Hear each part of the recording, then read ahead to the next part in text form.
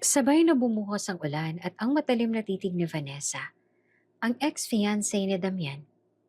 Nakita niyang masayang sumasayaw si Lala at si Miko sa gitna ng bakuran. Nakakahiya ka, singhal ni Vanessa, mapanlait ang titig. Isa ka lang hamak na katulong, pero kung makakilos ka parang asawa mo na ang amo mo. Huwag mong akalain na ang paghawak mo sa bata ay mag-aangat sa'yo. Tumigil si Lala. Nanginginig ngunit pinilit manatiling matatag. Yumakap naman si Miko sa kanya, umiiyak. Si Damian ay nakatayo lamang, naguguluhan at hindi malaman ang sasabihin. Ngunit sa hindi inaasahang sandali, biglang bumagsak si Lala. At lahat ay napatigil.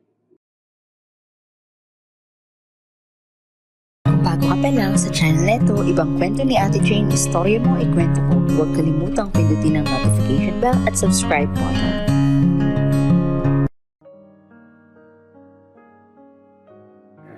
Mainit ang sikat ng araw nang huminto ang isang jeep sa tapat ng malaking tarangkahan ng Villarica Mansion. Huminga ng malalim si Lala habang hawak ang maliit niyang backpack. Simple lamang ang suot niya. Isang puting blouse at lumang maong pero baka sa mukha ang kasiglahan at tapang. Grabe naman ang laki pala talaga. Mahina niyang bulong habang pinagmamasa ng malapalasyong bahay. Sa mga mata niya, parang ibang mundo ang pupuntahan niya. Malayo sa nakasanayang simpleng baryo. Lumapit siya sa guard at magalang na nagpakilala. Good morning po. Ako po si Lala. Yung bagong yaya po ni Miko. Tiningnan siya mula ulo hanggang paa ng gwardya bago tumawag sa loob. Ilang saglit lang bumukas ang gate at inalalayan siyang pumasok. Pagpasok pa lang, ramdam na agad ni Lala ang katahimikan ng lugar. Malinis ang paligid pero parang kulang sa kulay at saya. Ang daming halaman at fountain sa gitna ng hardin pero parang malamig ang simoy ng hangin. Walang kasiglahan ng isang tahanan. Paglapit niya sa pintuan, sinalubong siya ng isang matandang mayordoma na si Yaya Marta. Ikaw ba si Lala? Halika iha, kanina ka pa hinihintay ng batang si Miko. Po, ako po, hinihintay niya ako. Nagulat si Lala. Sanay siya na laging siya ang nag-a-adjust sa mga bata. Pero mukhang iba si Miko. Habang naglalakad sila papasok, hindi mapigilan ni Lala ang mamangha. Malalaking painting sa dingding, marmol ang sahig at chandelier na parang kristal. Pero sa kabila ng yaman, ramdam niyang malamig at sobrang tahimik. Sa ikalawang palapag may maliit na kwarto na may nakabukas sa pinto. Dahan-dahang kumatok si Lala bago pumasok. Doon, nakita niya ang isang batang lalaki na nakaupo sa gilid ng kama. Yakap-yakap ang isang stuffed toy. Payat, maputla at halatang malungkot ang mga mata. Miko, tawag niya na mahina at may lambing. Dahan-dahang tumingin ang bata at hindi ito nagsalita. Ngumiti naman si Lala at lumapit. Hi, ako si Lala. Ako yung magiging bagong ate mo. O yaya, kung gusto mo. Pero mas gusto ko ate na lang para hindi masyadong seryoso. Hindi naman kumibo si Miko.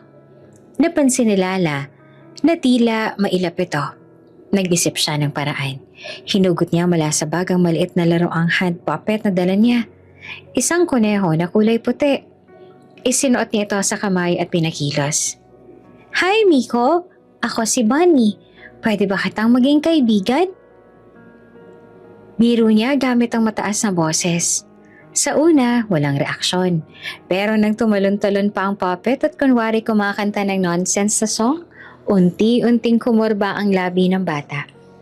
Hanggang sa tuluyang sumilay ang maliit na ngiti.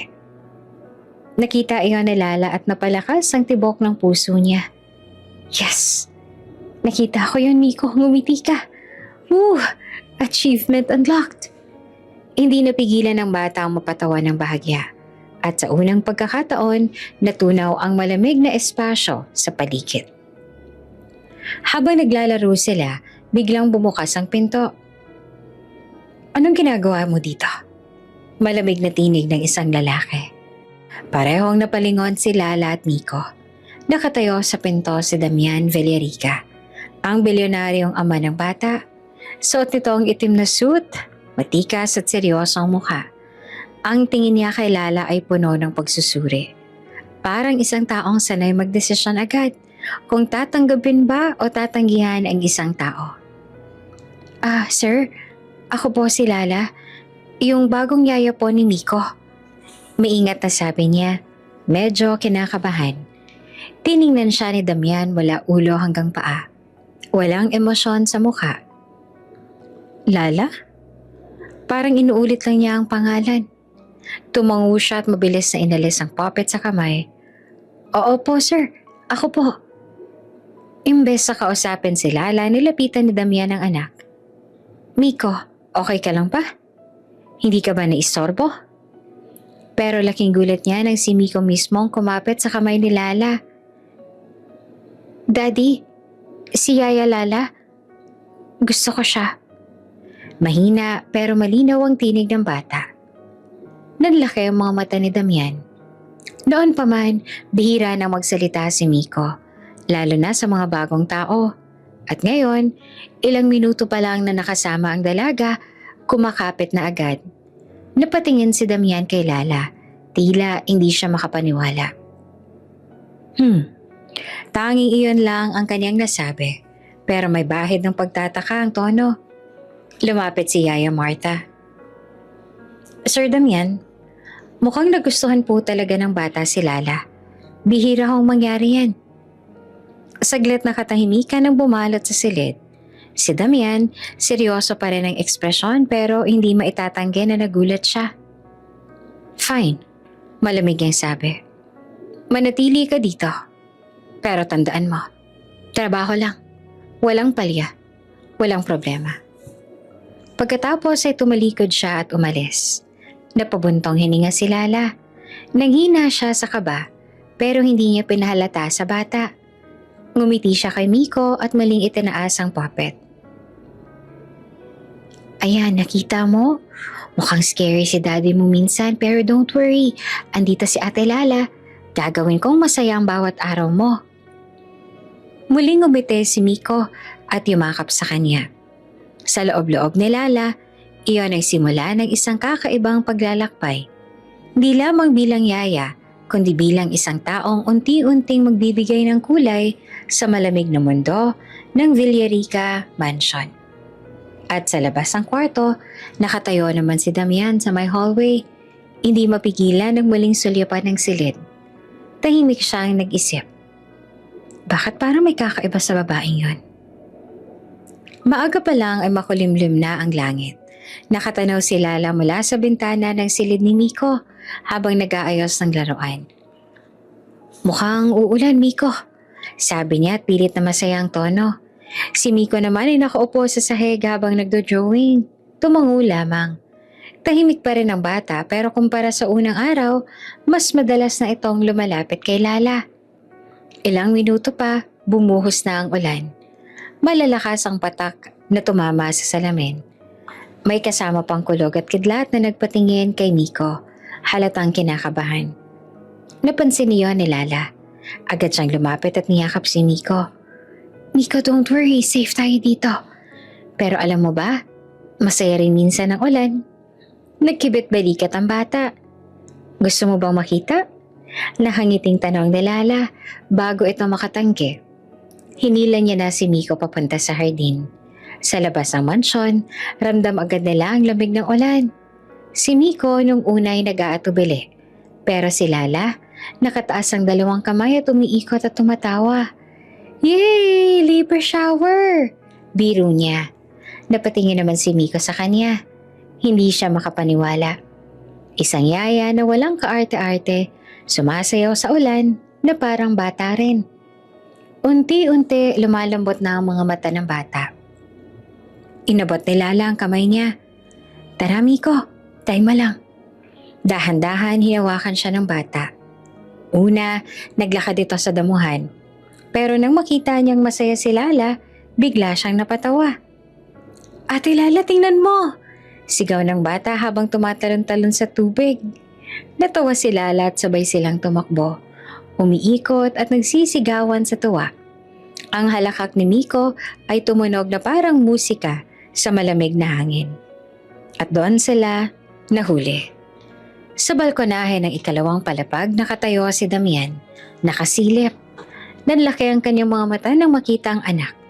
Basang-basa, tumatawa at tila walang problema. Pero kasabay noon ang kumukulo niyang dugo. What the hell is she doing? Bulong niya, galit na bumaba ng hagdan. Ilang saglit lang bumukas ang malaking pintuan at lumabas siya sa ulan. Tumigil si Lala at Miko. Kapwa nagulat. Si Damian suot pa rin ang mamahaling long sleeves na agad namang nabasa.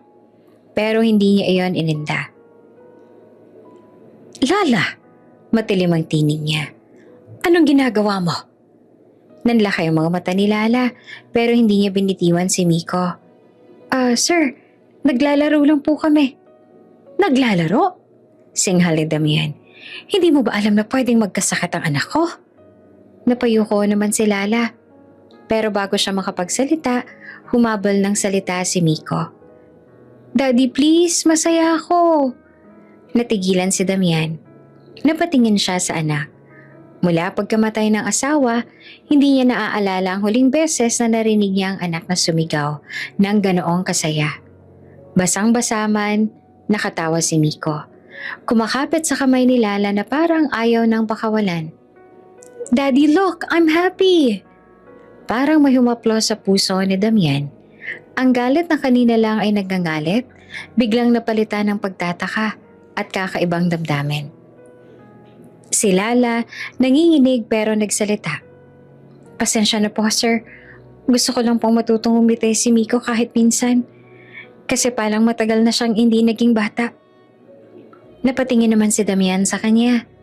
Ang mga mata ng dalagay puno ng sincerity at tapang. Hindi siya mukhang bastos, hindi rin pabaya. Mukha siyang isang taong tunay na nagmamahal sa anak niya. Tahimik na ilang segundo. Tanging tunog ng ulan at halakak ni Miko ang naririnig. Fine. Mahina pero malinaw na sabi ni Damian. Pero tapusin na ninyo at baka magkasakit pa siya. Copy po sir. Mabilis sa sagot naman ni Lala. Ngumiti siya kay Miko at dinala pabalik sa loob. Habang naglalakad, sumulyap siya kay Damian. Napansin niyang hindi naman ito galit tulad kanina. Sa halip, may kakaibang ekspresyon sa mukha nito. Parang naguguluhan. Parang may bagong natuklasan. Pagkapasok nila sa loob, agad silang tinulungan ni Yaya Marta na magpalit ng damit at uminom ng mainit na tsaa. Miko, nag-enjoy ka ba? Tanong ni Marta. Ngumiti ang bata. Yes, Yaya Marta, ang saya-saya ko po. Hindi naman nakapagsalita si Damian. Nakaupo lang siya sa sofa, nakatingin sa anak. Para bang hindi siya makapaniwala na ang batang dati tahimik, malungkot at halos hindi nagsasalita. Abang ngayon masayang nakikipagkwentuhan na. Muling napatingin siya kay Lala. Ang dalaga naman, abala sa pagpupunas ng buhok ni Miko. Walang pakialam kung basa rin siya. At doon niya unang nakita ang malaking pagkakaiba. Hindi lang basta yaya si Lala. Isa siyang presensya na kayang baguhin ang mundo ng anak niya. At sa hindi inaasahan, napaisip si Damian. Ano nga bang meron sa babaeng ito? Mula ng araw na nahuli sila ni Damian na sumasayaw sa ulan, mas naging maingat na si Lala. Pero kahit na nung iwas niya, lagit-lagi silang nagbabanggaan ng bilyonaryong amo. Lala, bakit ba basang-basa pa rin ang buhok ni Miko? Sabi ko mag-ingat diba? Malamig na tinig ni Damian habang bumababa sa dining area. Agad naman na napalingon si Lala, hawak ang tuwalya habang pinupunasan ang buhok ng bata. Sir, ayaw pong magpatuyo ni Miko gamit ang blower eh. Sabi niya mainit daw kaya, ayan, towel na lang po. Napabuntong hininga si Damian. Kung sinabi kong blower, blower. Napairap si Lala sa gilid. Hindi nagpahalata. Pagharap niya kay Miko ay ngumiti siya. Next time baby, promise ha. Para hindi ka sipunin. Tumawa si Miko. Halatang aliw sa maliit na asaran ng dalawa. Daddy, okay lang. Promise, mas masarap ang towel. Mabango kasi kaya Lala. Natameme naman si Damian. Hindi siya makasagot agad. Napansin niyang iba ang aura kapag kasama ni Miko si Lala. Mas magaan, mas makulay. Pero syempre, hindi niya agad yon ipinakita. Kinagabihan nagkita ulit sila sa sala. Si Lala abala sa pagliligpit ng mga laruan ni Miko. Si Damian kauuwi lang mula sa meeting. Nakasuot ng itim na suit at halatang pagod. Bakit nakakalat na naman ang mga laruan dito? Tanong niya na halatang iritado. Napatingin si Lala at ngumiti ng pilit. Sir, naglaro po kami ng building blocks. Hindi pa po tapos si Miko. Gusto pa po niyang ituloy bukas kaya hindi ko muna tinanggal ang lahat. Hindi po pwedeng ayusin muna bago matulog. Ang dami ang tao dito, pero parang wala namang disiplina. Nagkibit balikat si Lala. Kasi sir, bata po si Miko. Hindi naman po siya empleyado ng opisina na kailangan laging maayos. Hayaan niyo po may konting kalat para may saya rin ng bahay. Rules are rules, sagot ni Damian. Matigas ang tono. Napailing si Lala pero hindi na nagsalita. Sa halip, pinulot niya isa-isang laruan. Paglingon niya, nakita niya si Damian na tahimik lang na nakatingin sa anak. Nakatulog na sa sofa habang hawak-hawak pa ang maliit na sasakyan. Sandaling natigilan si Lala. Napangiti siya at dahan-dahang tinakpan ng kumot ang bata. Kahit anong higpit ng daddy mo, love ka pa rin niya. Bulong niya kay Miko. At hindi niya namalayang, naririnig pala siya ni Damian. Kinabukasan, isa na namang tampuhan ang nangyari. Habang nag-aalmusal, sumubo ng pancake si Miko. Yaya Lala, masarap. Thank you baby. Secret recipe yan ng mommy ko. Sagot ni Lala. Proud na proud. Pero bago siya makapagpatuloy, nagsalita si Damian. Next time huwag kang basta-basta magluluto na hindi ko sinasabi. May chef tayo dito for a reason. Natahimik ang mesa. Napayoko si Lala. Pero hindi siya nagpatalo. Sir, nagustuhan naman po ni Miko. Hindi naman po masama kung minsan dagdag bonding na rin sa bata. Hindi mo trabaho ang maging chef. Malamig na sagot ni Damian. Pero trabaho ko po ang pasayahin siya. Balik ni Lala na diretso ang tingin. Nagulat si Damian. Sanay siyang walang sumasagot sa kanya. Lalo na't empleyado lang. Pero si Lala, matapang, kahit magalang. At laging may punto. Napailing na lang siya at hindi na nagsalita. Si Miko naman nakangiting nakatingin sa kanilang dalawa. Parang nanonood ng palabas. Lumipas ang mga araw, patuloy ang maliliit na banggaan. Si Damian, laging mahigpit. Dapat, oras ng tulog, dapat maayos ang gamit. Dapat walang kalat. Si Lala naman ay malambing. Mas gusto niyang hayaan si Miko na maglaro bago matulog, kumain ng ice cream kahit minsan, at magpinta sa dingding ng kwarto gamit ang washable paint. No way! Halos mapasigaw si Damian nang makitang makukulay na guhit sa dingding. Ano na naman to? Ngumiti si Lala. Art wall po ni Miko. Washable naman yan, sir. Mas okay na dito siya mag-drawing kaysa sa libro o mesa. Naguguluhan si Damian. Gusto niyang magalit pero nang makita ang tuwang-tuwang mukha ng anak, bigla siyang natameme. Si Miko ay tumatakbo papunta sa kanya. Daddy, look! I made a rainbow for us with Yaya Lala. At noon parang may kumurot sa puso ni Damian. Hindi niya maintindihan, pero bawat tampuhan nila ni Lala, laging may kasunod na bagay na nagpapakita kung bakit ito iba. Oo, magkaiba sila. Yung isa ay mahigpit at kontrolado, ang isa na may malambing at masiyahin. Pero sa bawat banggaan, mas lumalabas ang epekto ni Lala sa tahanan. Nabubuhay, nagkakaroon ng kulay. Isang gabi habang nasa study si Damian, napalingon siya sa may garden. Naroon si Lala, nakaupo sa damuhan kasama si Miko. Nagkukwento gamit ang puppet. Naririnig niya ang halakak ng bata. Malinaw, masigla, at puno ng buhay. Napahinto siya sa pagsusulat. Dati puro katahimikan ng mansyon. Ngayon, parang may musika. At hindi niya maiwasang isipin. Siya ba ang dahilan? Abala si Lala sa pag-aayos ng mga damit ni Miko na galing sa laundry room. Ang dami niyang bitbit. Isang basket ng neatly folded clothes, isang laruan na naiwan sa sala at isang maliit na backpack ng bata. Para siyang delivery girl na sabay-sabay nagbabalanseng akyatin ang hagdan. Miko, next time huwag mong ikalat ang laruan ha? Natatawang saway ni Lala habang umaakyat. Ang bata naman nakasunod sa likod pero nakatingin lang. Sorry po, Yaya, pero promise magliligpit na ako bukas. Ngunit bago pa man makasagot si Lala, biglang nadulas ang paa niya sa ika-4 na baitang. Napasigaw siya at sabay hulog ng mga gamit sa sahig. Muntik na siyang tumalapon pa atras. Pero bago pa siya tuluyang bumagsak, 2 matitibay na kamay ang mabilis na sumalo sa kanya. Napaigtad si Lala at napahawak sa matipunong balikat at lalaking nahuli sa kanya. Careful! Malamig pero mababang boses ni Damian. Nanlaki ang mga mata ni Lala, napatingala siya. Sobrang lapit nila. Amoy niyang mamahaling kulong nito. Ramdam niya ang init ng katawan kahit pareho silang naninigas sa posisyon.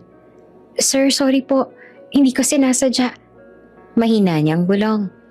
Nakatitig naman si Damian sa kanya. Malapit, masyadong malapit ang mukha nila. Nakita niya ang bahagyang pamumula ng pisngi ni Lala, pati ang mabilis na paghinga nito. Ilang segundo, parang tumigil ang oras. Napakagatlabi si Lala. Agad na kumawala at inayos ang sarili. Yumuko siya para pulutin ang nahulog na damit. Nako, ang kalat ko naman. Pasensya na talaga, sir. Hindi agad kumibo si Damian. Nakatingin lang siya. Parang naguguluhan sa nararamdaman. Ilang beses niyang sinasabi sa sarili na trabaho lang dapat ito, na isa lang siyang yaya. Pero bakit parang iba ang pakiramdam niya kanina? Habang si Lala ramdam ang mabilis na tibok ng puso. Ano ba to? Parang K-drama scene.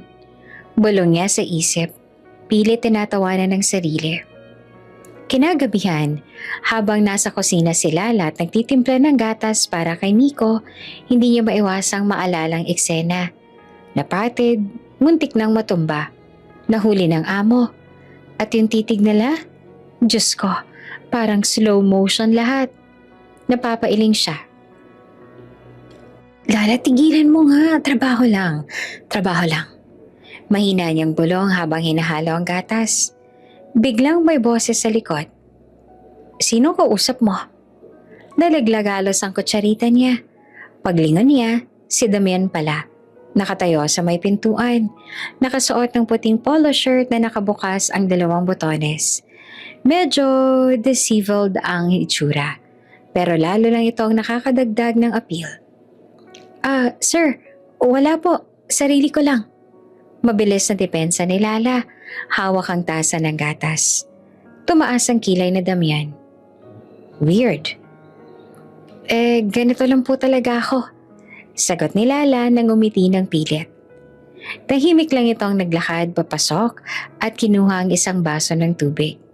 Habang umiinom, lihim siyang sinusulyapan ni Lala.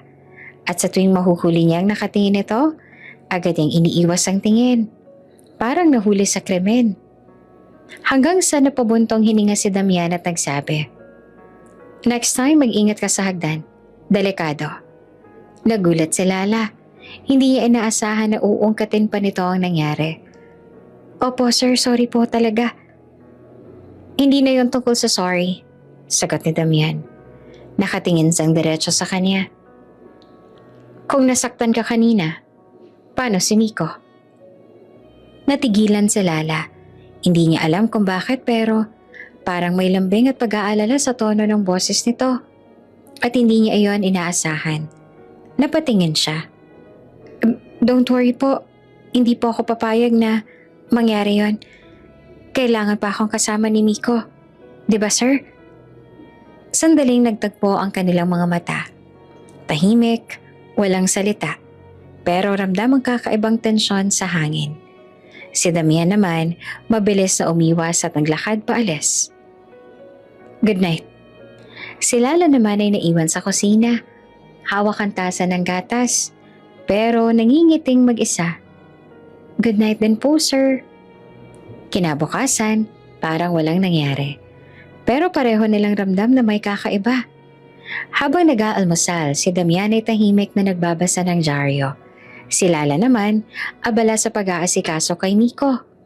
Pero sa bawat pagkakataong magtatama ang mga mata nila, pareho silang mabilis na nag-iiwas. Yaya, bakit ang pula mo? Inosenteng tanong ni Miko. Ha? Hindi baby mainit lang. Mabilis na sagot naman ni Lala. Sabay tingin kay Damian na parang natataranta. Si Damian ay bahagyang natawa sa loob-loob niya. Hindi siya sanay tumawa.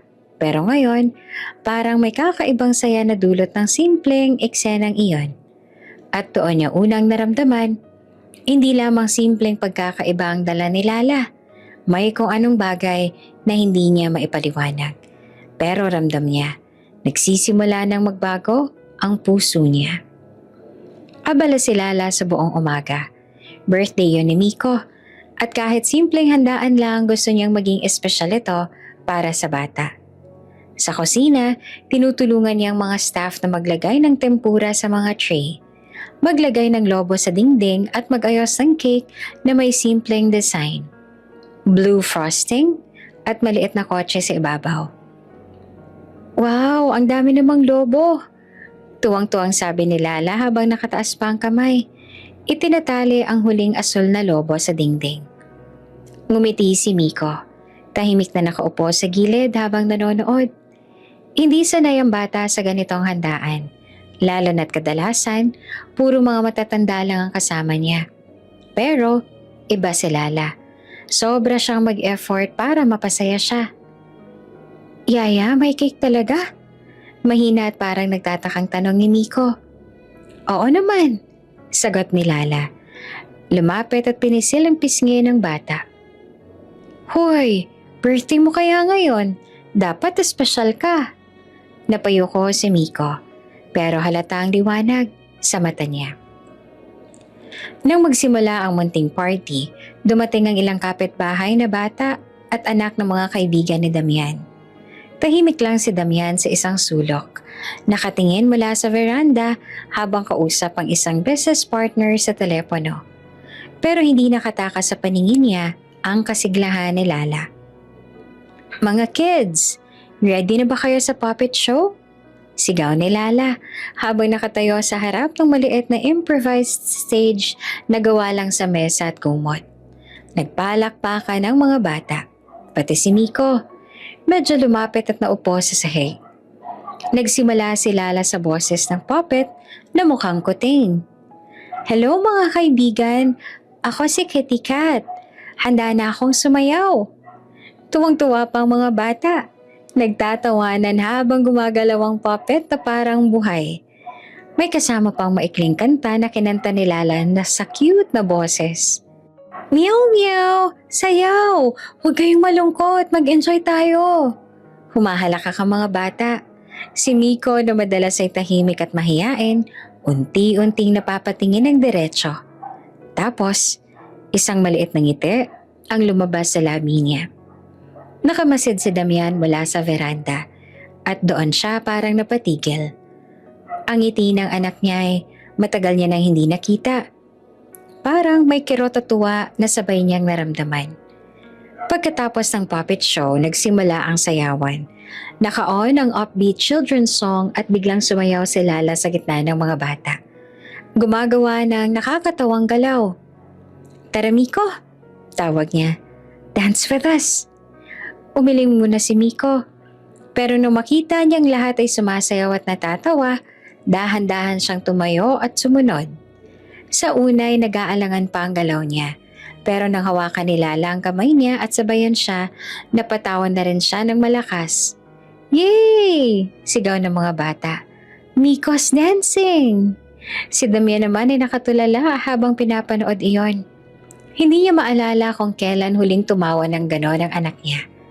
Simula nang mamatay ang ina nito, parang nawala na ang lahat ng kulay sa bata. Pero ngayon, parang ibang Miko na ang nakikita niya. Parang biglang lumuwag ang dibdib ni Damian. At bago niya namalayan, isang maliit na ngiti ang lumabas sa sariling labi niya. Pagkatapos ng party, pagod pero masaya si Lala. Nakaupo siya sa sofa. Hawak ang basang bimpo habang pinupunasan ang pawis ni Miko. "Did you have fun, birthday boy?" tanong niya. "Opo, Yaya," sagot naman ni Miko. Nakangiti pa rin. "Ang saya po talaga." Napatitig si Damian sa eksenang iyon. Tahimik lang siya pero ramdam ang bigat ng iniisip. Hindi niya maipaliwanag kung bakit ganoon ang epekto ni Lala. Paglapit niya ay bahagyang tumikim. "Miko, magpasalamat ka kay Yaya. She worked hard para dito." Tumango si Miko at niyakap si Lala. "Thank you, Yaya." Halos maluha naman si Yaya sa yakap na iyon. Ramdam niya ang init at bigat ng pasasalamat ng bata. Si Damian naman, nagtagal din ang tingin kay Lala. Doon niya unang napagtanto. Hindi lamang basta Yaya ang papel ng dalaga sa buhay ng anak niya. May dalang ilaw si Lala na matagal nang nawala sa bahay nila. At doon, nagsimulang kumirot ang kanyang puso sa tanong, ano ba talaga ang meron sa kanya? Malamig ang gabi sa mansyon. Tahimik na tahimik ang paligid. Tanging tunog lang ng wall clock ang maririnig sa kwarto ni Damian. Nakahiga siya sa king-sized bed. Nakapikit pero gising na gising ang isip. Paulit-ulit na bumabalik sa kanya ang eksena kanina. Si Lala, nakangiti. Sumasayaw kasama ang mga bata at si Miko. Lalo na nang marinig niya ang tawa ni Lala. Yung parang walang halong pag-aalala. Malinaw at nakakahawa. Napailing siya at napabuntong hininga. Ano ba to? Hindi niya alam kung bakit biglang ganon ang epekto sa kanya ng isang simpleng dalaga na. Ilang linggo pa lang na namamasukan sa bahay niya. Tumagilid siya at nakatingin sa kisame. Damn it, bulong niya. I shouldn't be thinking about her. Pero kahit anong pilit ko, andun pa rin ang alaala ng ngiti ni Lala. At lalo siyang hindi dalawin ng antok. Samantala, nasa kabilang kwarto si Lala. Nakadapa sa kama habang nilalaro ang maliit na stuffed toy na bigay sa kanya noon ng pamangkin. Hindi rin siya makatulog. Kanina pagkatapos ng party, ilang beses niyang nahuling nakatingin si Damian sa kanya. Hindi siya makalimot. Kung paanong tumama ang mga mata nila saglit habang pinupunasan niya ang pawis ni Miko, may kung anong kakaibang kuryente siyang naramdaman. Lala, tigilan mo na yan. Bulong ng isip niya. Yaya ka lang, diba? Samantalang siya, bilyonaryo. Seryoso, hindi mo ka-level. At saka trabaho lang pinunta mo dito. Pinikit niya ang mga mata, pinilit wag isipin ng amo. Pero sa halip, mas lalo niyang naalala kung paano siya biglang umiti habang nakatingin sa anak niya. Parang may natuklasan siyang side ni Damian na hindi nakikita ng iba. Hindi lang isang istriktong businessman, kundi isang ama na kayang maging masaya basta nasa paligid si Miko at siya. Nagkibit-balikat siya kahit na mag-isa. Hay nako Lala, huwag kang assuming. Baka bukas pagalitan ka na naman ni Sir. Kinabukasan, maaga pa lang ay bumaba na si Lala para maganda ng almusal ni Miko. Nasa kusina siya. Nagluto ng pancakes na may smiley face design gamit ang saging at syrup. Habang nag-aayos siya ng plato, biglang dumating si Damian. Suot pa ang sports jacket. Mukhang kararating lang galing jogging. Nagulat si Lala. Halos mabitiwan ang spatula. Ay, good morning sir. Pancakes po, baka gusto ninyo. Saglit siyang tumingin kay Lala. Parang pinag-aaralan siya. Bago tumango. Coffee. Maikli niyang sagot sabay upo sa dining table. Tahimik silang dalawa habang nagsasalin ng kape si Lala at inilagay ang plato ng pancake sa harap ni Miko na bagong gising. "Wow, Yaya!" Tuwang-tuwang sabi ng bata. "May smiley face!" Ngumiti si Lala. "Para lagi kang masaya, Miko." Hindi na ba napigilan ni Damian na mapansin iyon? Kung ibang tao siguro ang gumawa, parang wala lang. Pero para kay Lala, simpleng pancake lang pero nakikita niyang sobrang effort para mapasaya ang anak. Habang tahimik siyang humihigop ng kape, hindi niya namalayang nakatitig siya kay Lala. Napansin naman iyon ng dalaga at agad siyang nataranta. Bumaling ng tingin, kunwaring abala sa paglilinis ng countertop. Lumipas ang ilang araw, hindi nawawala ang mga banayad na banggaan nila. "Lala, masyado kang matagal mag-grocery. Hindi ba pwedeng mas mabilis?" Tanong ni Damian habang tinitingnan ng resibo. Sir, pasensya na po. Pumila pa po kasi ako. Tapos may sale po ng mga laruan kaya binilan ko rin si Miko ng maliit na kotse-kotsehan." "Hindi mo naman kailangan gumastos ng sarili mong pera." "Naku, okay lang po sir. Gusto ko lang siyang mapasaya." Natahimik naman si Damian. Gusto niyang magalit. Pero may kung anong kirot sa puso niya sa effort ng dalaga. Bakit parang hindi lang trabaho ang tingin niya dito? Gabi na naman, nakaupo si Damian sa study room. Nagbabasa ng reports. Pero ang isip ay lumilipad. Paulit-ulit niyang naririnig sa memorya ang halakhak na Lala, pati ang maaliwalas na mukha niya tuwing kasama ang anak. She's not like the others, naisip niya. Hindi siya pumasok dito para sa pera. She genuinely cares. Sa kabilang banda, si Lala ay nakahiga ulit sa kama. Pinipilit na huwag mag-isip. Pero naaalala niya ang titig ni Damian kanina habang inaabot niya ang mainit na gatas kay Miko bago matulog. Hindi ito ordinaryong tingin. May lalim, may init. Napahawak siya sa dibdib. "Huwag na yun, puso. Hindi pwede." Pero kahit anong pigil, hindi niya maitatanggi. Unti-unti, nahuhulog siya. At sa gitna ng katahimikan ng gabi, pareho silang nakatingala sa kisame ng kani-kanilang kwarto. Parehong iniisip ang isa't isa. Parehong lumalaban sa mga damdaming ayaw pa nilang pangalanan. Mga lihim na paghanga na pinipilit itago. Mga damdaming alam nilang balang araw, mahirap nang ikuble. Maaga pa lang mabigat na ang ulap. Tahimik ang paligid pero ramdamang tensyon sa hangin. Parang may darating na masamang panahon. Nasa veranda si Damian, hawak ang tasa ng kape at pinagmamasa ng kalangitan. Mukhang may bagyo. Mahina niyang bulong. Sa loob ng bahay, abala si Lala sa paglalaro kasama si Miko. Gumuhit sila ng maliit na sasakyan at bahay gamit ang crayons. Ngunit nang biglang dumagundong ang kulog na patalon si Miko at agad na kumapit sa braso ni Lala. "Yaya, takot ako," bulong ng bata, halos mangiyak. Hinaplos ni Lala ang buhok niya at ngumiti. "Shh, don't worry Miko. Andito si Yaya. Hindi ka pababayaan." Nagsimula ang ulan. Mahina sa una, pero maya-maya'y naging malakas. Malalaking patak ang bumagsak. Sabay ang tuloy-tuloy na kulog at kidlat na kumikislap sa labas ang bintana. Tumakbo ang mga kasambahay para isara ang mga kortina at bintana. Ngunit si Miko lalo pang nanginig. Halos ayaw bumitaw kay Lala. "Yaya, baka tamaan tayo ng kidlat." Nanginginig na sabi niya. Napatingin si Lala sa labas at doon ay bigla siyang may naisip.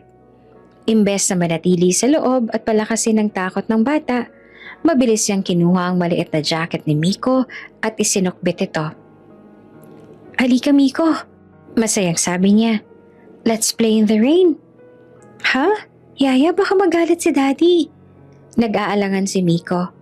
"Don't worry, minsan kailangan din nating harapin ang bagyo ng may ngiti para makita mo hindi lahat ng kulog ay nakakatakot."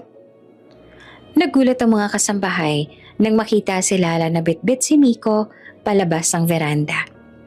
Basang-basa agad ang buhok at damit nila. Pero imbes na matakot, nagsimulang pumalakpak si Lala at sumayaw sa gitna ng ulan. "Look, Miko, it's fun!" Sigaw niya at iniikot-ikot ang bata. Una, mahigpit ang kapit ni Miko. Pero nang makita ang nakangiting mukha ni Lala at marinig ang halakak niya, unti-unti siyang bumitaw ng takot. "Kulog! Boom! Pero tayo dancing boom!" Sigaw ni Lala sabay tawa. Natawa na rin si Miko. Napalundag pa at nagsimulang sumayaw sa puddles. Tumalon-talon siya, basang-basa, pero wala siyang takot. Mula sa veranda ay napatigil si Damian. Nakapangalumbaba siya kanina. Handa ng pagalitan si Lala dahil sa pagiging pabaya. Pero nang mamasdan niya ang eksena, parang natunaw ang lahat ng galit na inipon niya. Ang anak niya na halos hindi ngumingiti ng ilang taon, ngayon ay nagtatawanan. Humahampas sa tubig at walang takot sa gitna ng kulog. At ang dahilan? Isang dalagang may tapang at lambing, nakayakap sa bata na parang sariling anak. Tumigil ang mundo ni Damian. Para bang hindi niya narinig ang malakas na ulan. Ang tanging malinaw lang sa kanya ay ang halakak ni Lala at ang masayang tawa ng anak niya. Lumapit siya sa pinto. Handang pigilan sila pero natigilan. Sa halip ay nanatili siyang nakamasid. Hindi niya maipaliwanag pero parang biglang lumuwag ang dibdib niya. She's not just a nanny. She's the light I didn't know we needed. Nagtagal ang tingin niya kay Lala. Basang-basa pero walang pakialam. Masayang iniikot si Miko habang pareho silang tumatawa. Para bang binabalot sila ng ulan pero hindi iyan nakakatakot, kundi nakakapagbigay buhay. Maya-maya'y lumapit si Lala sa veranda. Dala-dala si Miko na halatang pagod na sa kakatawa. Pareho silang hingal pero masaya. Paglapit nila, nanlaki ang mga mata ni Damian. Hindi niya alam kung sermon ba ang dapat sabihin o iba pa. Ngunit bago pa man siya makapagsalita, nagsalita si Miko. Masayang nakangiti. "Daddy, ang saya sa ulan. Hindi na po ako takot sa kulog." Natigilan si Damian. Wala siyang masabi. Tumingin siya kay Lala at doon niya nakita ang basang buhok nito. Ang ngiting hindi natitinag kahit nanginginig sa lamig. At doon, tuluyan na siyang bumigay. Pagpasok sa loob, inalalayan niya si Miko at agad na tinakpan ng tuwalya. "Go upstairs, change your clothes." Mahinahon niyang sabi sa anak. Pag-alis ni Miko ay naiwan sina Damian at Lala sa sala. Tahimik at ang tanging naririnig ay ang malakas na buhos ng ulan sa labas. "Sir, I'm sorry." Mahinang sabi ni Lala, "Naramdaman ka ba?" "Gusto ko lang po sanang mawala ang takot niya. Ayoko na pong nakikita siyang natatakot lagi." Tumingin si Damian. Diretso ang mga mata niya. Hindi galit ang nakita ni Lala, kundi isang malalim at hindi maipaliwanag na init. "You're unbelievable." Mahina niyang bulong. "You did what I couldn't." You made him smile, kahit sa gitna ng bagyo. Hindi naman makasagot si Lala. Biglang nag-init ang pisngi. At sa sandaling iyon, alam ni Damian, hindi na lang basta admiration ang nararamdaman niya. Ito na ang simula ng isang bagay na mas malalim, mas totoo. Isang maaliwalas na hapon sa mansyon ng Villarica, abala si Lala sa pag-aayos ng mesa sa garden dahil gusto niyang kumain si Miko sa labas para mag-enjoy ng preskong hangin. Nasa tabi lang ang bata. Nagdo-drawing ng mga robot sa maliit na sketchpad na binili ni Lala sa palengke. "Wow, ang galing mo naman, Miko!" Puri ni Lala. "Paglaki mo, baka maging architect ka o di kaya animator." Napangiti ang bata at muling binalik ang tingin sa papel. Tahimik siya pero ramdam ni Lala na unti-unti nang nagbubukas ang loob nito. Ngunit ang katahimikan ng hapon ay biglang nabasag nang dumating ang isang mamahaling kotse. Mahabang black limousine, kumikislap sa ilalim ng araw. Tumigil iyon sa harap mismo ng mansyon. Lumabas ang isang babae. Matangkad, naka-designer dress at halatang sanay sa glamour. Nakataas ang kilay nito habang tinitingnan ng paligid. Lalo na si Lala na nakayuko at nag-aayos ng mga plato. Vanessa, bulong ni Damian mula sa pintuan ng mansyon. Nagulat sa hindi inaasahang bisita. Ang babae ay walang iba kundi si Vanessa, ang ex-fiancé ni Damian. Isa siyang kilalang socialite at negosyante na sanay sa atensyon at respeto. Mabilis siyang naglakad papasok sa garden at sa unang tingin pa lang kay Lala, dumapo agad ang pagdududa sa kanyang mga mata. Oh, sino to? Tanong ni Vanessa. Malamig ang tono habang nakatitig kay Lala mula ulo hanggang paa. Bago pa man makasagot si Lala ay lumapit si Damian. Siya si Lala, yaya ni Miko. Yaya? Halos nakangisi naman si Vanessa. Interesting choice, Damian. Hindi ko inakalang mag-hire ka ng ganito. Sabay sulyap muli kay Lala. Halatang minamaliit ang simpleng itsura nito. Napatigil si Lala. Ramdam ang bigat ng tingin ni Vanessa. Sanay siyang maliit noon. Pero iba ang pakiramdam ngayon. Masakit dahil parang hindi naman siya lang ang hinuhusgahan, kundi pati ang presensya niya sa buhay ni Damian at Miko. Magalang siyang babae at mahal na mahal si Miko. Sagot ni Damian, medyo matigas ang tono. Saglit namang natahimik si Vanessa, pero agad ding bumaling kay Lala. I hope alam mo kung anong lugar mo dito. Baka kasi nakakalimutan mo. Katulong ka lang dito. Bumagsak ang balikat ni Lala. Gusto niyang ngumiti at ipakita na hindi siya apektado. Pero nahirapan siyang pigilan ng hapde ng mga salita. Kaya ngumiti na lang siya ng pilit sa bayuko. Opo, naiintindihan ko po. Nakita ni Damian ang sakit sa mga mata ni Lala, kahit pilit nitong tinatago. At doon siya mismo nagulat sa sarili. Bakit parang sumasakit din ang dibdib niya nang makita si Vanessa na tinatrato ng ganoon si Lala? Miko, pumasok ka muna sa loob. Mahinahong sabi ni Damian sa anak. Tumango naman ang bata. Pero bago pumasok, lumapit muna kay Lala at hinawakan ng kamay nito. Parang pinapakita ang suporta. Napansin niyo ni Vanessa at bahagyang kumunot ang noo. Well, Damian, hindi ko akalain ganyan na ang setup mo ngayon. Kaya ka siguro hindi nagpapakita sa mga events. Busy ka pala sa ganito. Vanessa, kung pupunta ka rito para lang mag-insulto, mas mabuti pang umalis ka na. Matigas na sabi ni Damian. Nagulat naman si Vanessa. Noon siya ang laging pinapanigan. Siya ang ginikilingan. Pero ngayon, ramdam niyang may nagbago kay Damian. Huminga siya ng malalim at ngumiti ng mapait. Fine. Pero huwag kang magtataka kung may ibang tao ring magsimulang magtanong tungkol sa bago mong interes. Pagkatapos ay mabilis siyang umalis. Iniwan silang dalawa sa garden. Tahimik na bumalik si Lala sa pag-aayos ng mesa.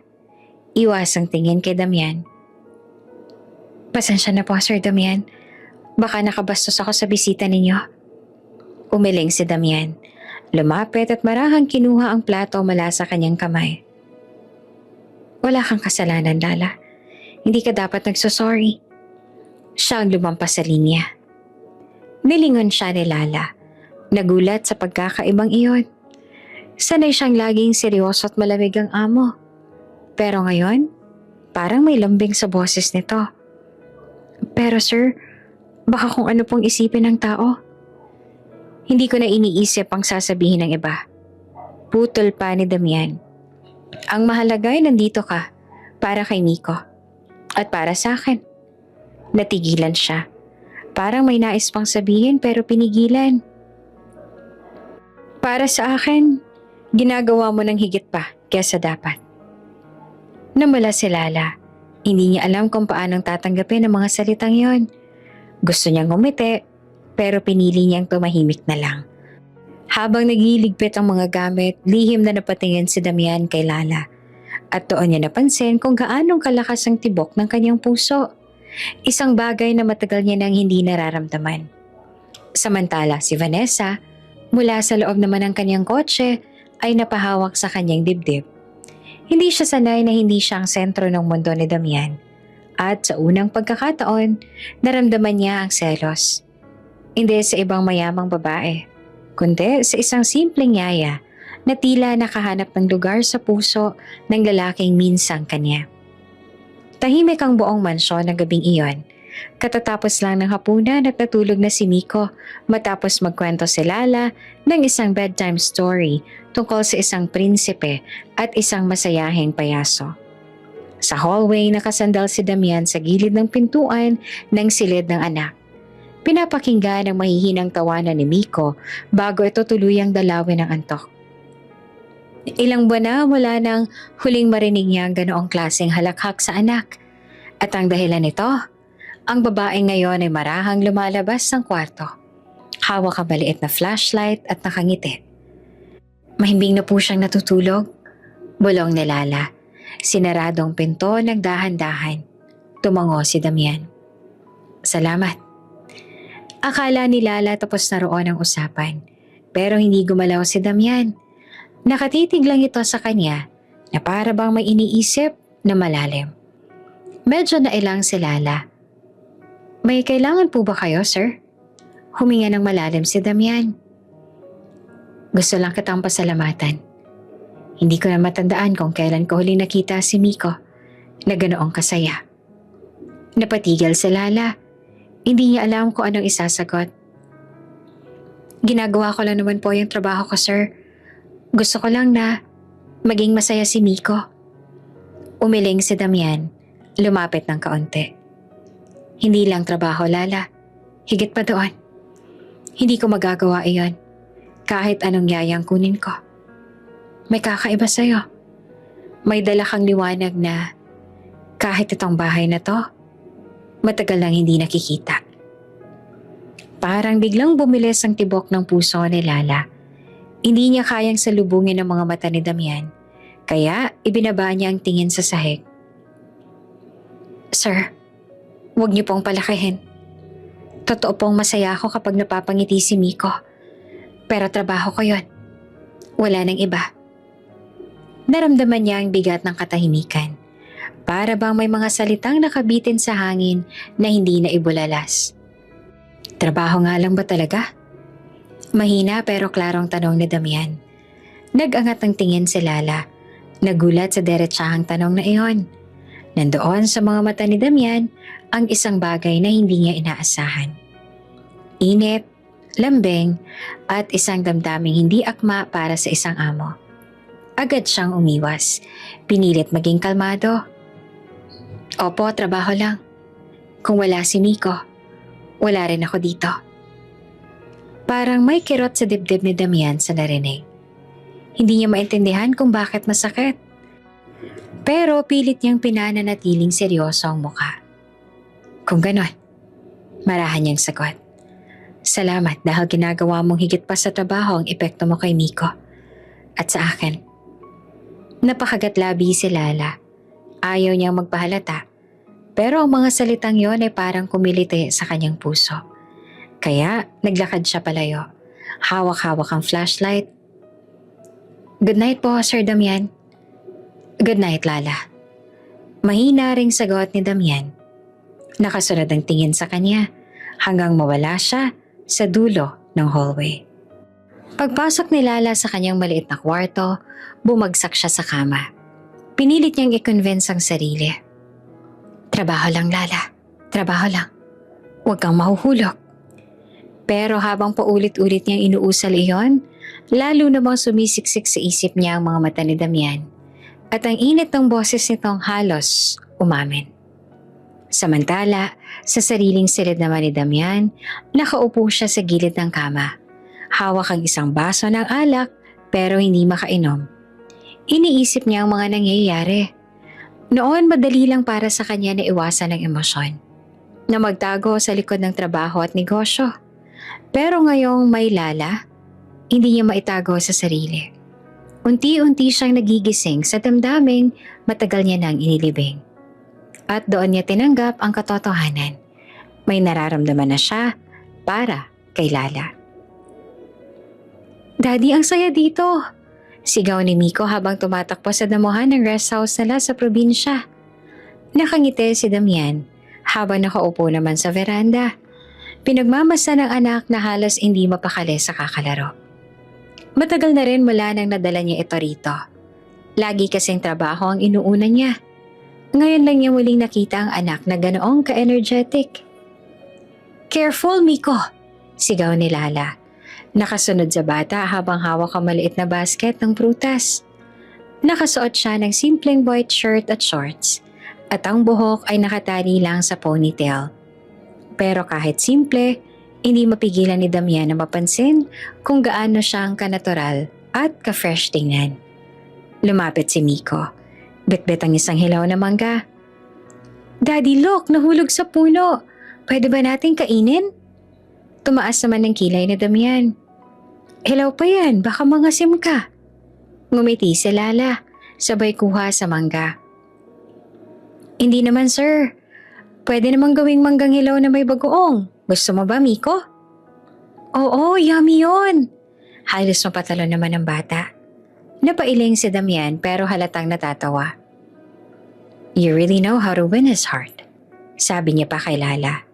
Nagkatinginan sila sandali. Walang nagsalita.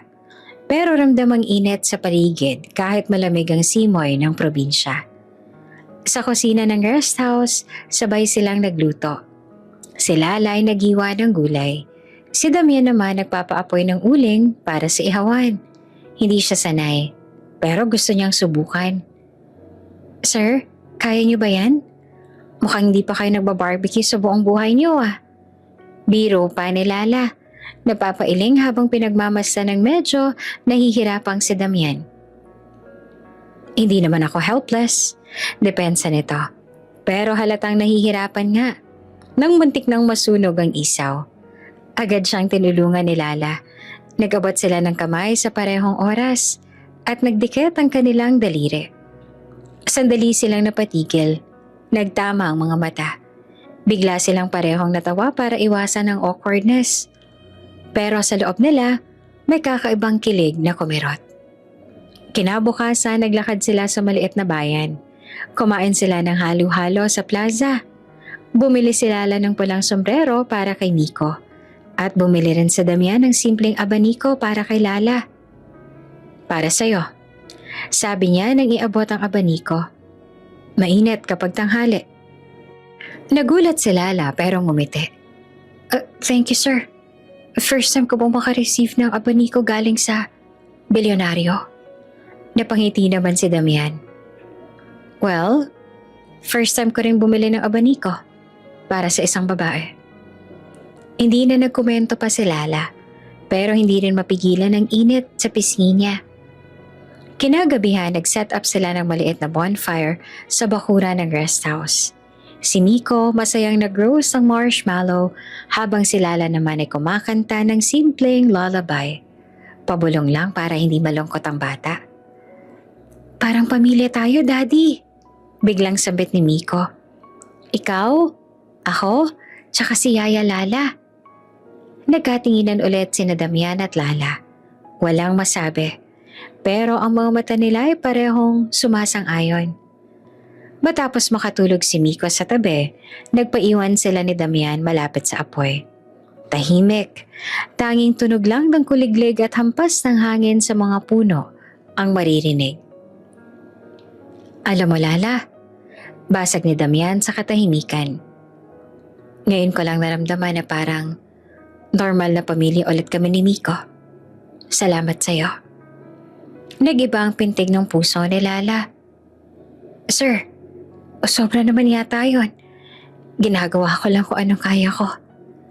Lumapit naman si Damian. Halos magkadikit na ang balikat nila.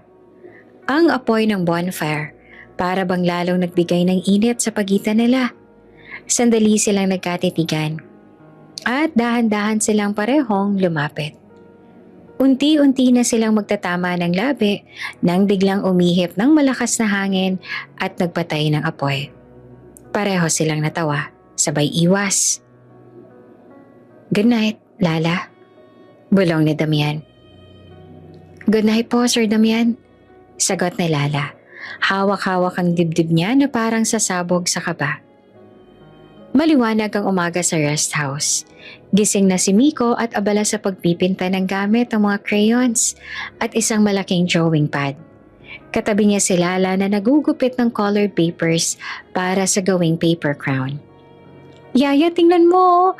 Ginuhit ko tayo ni Daddy. May sun, may bahay, tapos may aso rin. Tuwang-tuwa si Miko. Ipinapakita ang makukulay na doodles. Napangiti si Lala. Ang ganda naman yan. Ang galing mo naman, Miko. Nilagay niya sa ulo ng bata ang paper crown na ginawa niya.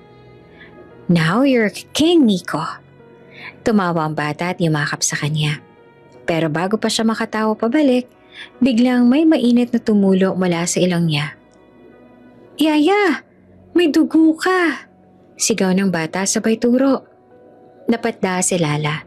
Agad niyang tinampot ang panyo at tinakpan ng ilong. Pilit na ngumiti. Ay, konti lang to. Siguro pagod lang. Don't worry, Miko. I'm okay. Pero kitang-kita sa mukha ng bata ang kaba. Hindi, Daddy. Saktong bumaba naman si Damian mula sa hagdan. Suot ang simpleng polo shirt. Nang makita ang eksena, agad siyang lumapit. Anong nangyayari dito? Si Yaya, may dugo sa ilong. Halos maiyak naman si Miko. Tinakpan agad ni Lala ang ilong niya gamit ang dalawang kamay. Pilit pa rin ngumingiti. Sir, huwag po kayo mag-alala, normal lang to. Minsan nangyayari talaga, baka sa init lang. Pero hindi kumbinsido si Damian. Kitang-kita sa mga mata niya ang pag-aalala. Normal? Lala, that's not normal. Kailan pa nangyayari yan? Umiling si Lala. Ngayon lang po, promise. Hindi po kailangan ng doktor. Kaunting rest lang. Nagtagal ang katahimikan. Tinitigan siya ni Damian. Parang sinusuri kung nagsasabi ba siya ng totoo. Nakaramdam siya ng bigat ng tingin kaya agad siyang umiwas. Pinunasan ng dugo at ngumiti kay Miko. See? Wala na. I'm okay. Nakangiti naman ng maluwag si Miko. Pero si Damian ay nananatiling seryoso. Habang naglalaro si Miko sa labas ng garden, hindi naman mapakali si Damian. Lumapit siya kay Lala na abala namang nag-aayos ng mesa. Lala, panimula niya na mababa ang boses. Huwag mo akong gawing tanga. Nakita ako kanina. Hindi lang simpleng nosebleed yan. May sakit ka ba? Napakurap naman si Lala. Natigilan ang kamay sa paghahain ng mga plato. Wala po, sir. Sabi ko naman sa inyo, pagod lang yon.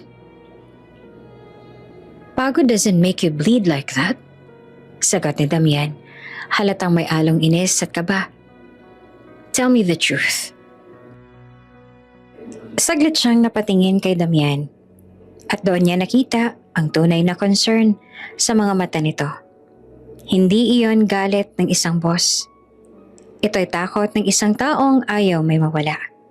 Pero mabilis din niyang ibinaling ang tingin.